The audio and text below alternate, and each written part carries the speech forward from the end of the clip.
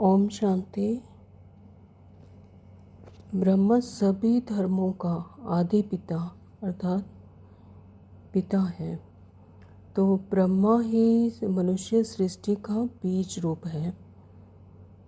ब्रह्मा के द्वारा ही आदि सनातन देवी देवता धर्म की स्थापना होती है।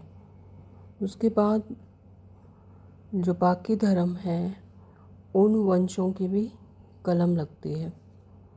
यानी ब्रह्मा ही सर्व धर्मों के आदि पिता है।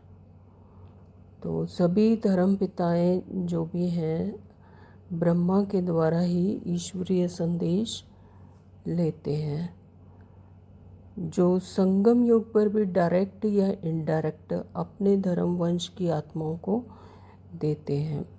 और उसी आत्मिक शक्ति के आधार पर ही द्वापर के बाद आकर अपना धर्म स्थापन करते हैं जो धर्म पिताएं हैं वो।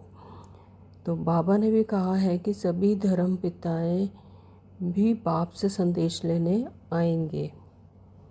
तो यानी मधुबन में भी आएंगे, जो वे अपने धर्म वंश की आत्माओं को ज्ञान देंगे, परंतु वे ब्रह्मा कुमार नहीं बनेंगे। ब्रह्मा कुमार नहीं बनेंगे, लेकिन एक बारी आकर ज्ञान संदेश जरूर लेंगे।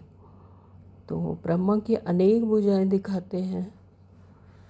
तो वो ब्रह्मा और परमात्मा के बच्चे बनते हैं, अर्थात उनकी भुजाएं और सहयोगी बनते हैं।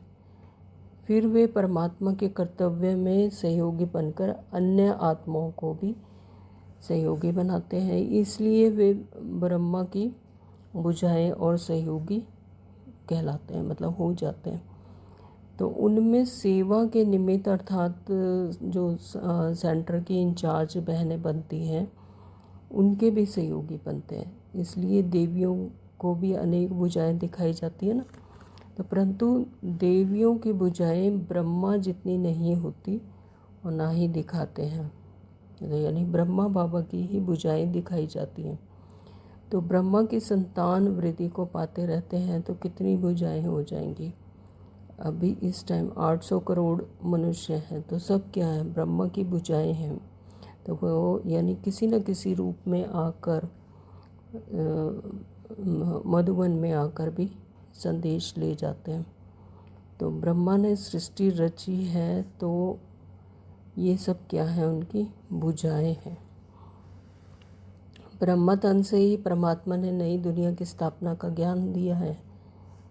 तो इसलिए वो उनका स्वरूप बनकर पिता बनते, पितामह बनते हैं और अन्य आत्माओं को प्रत्यक्ष करते हैं।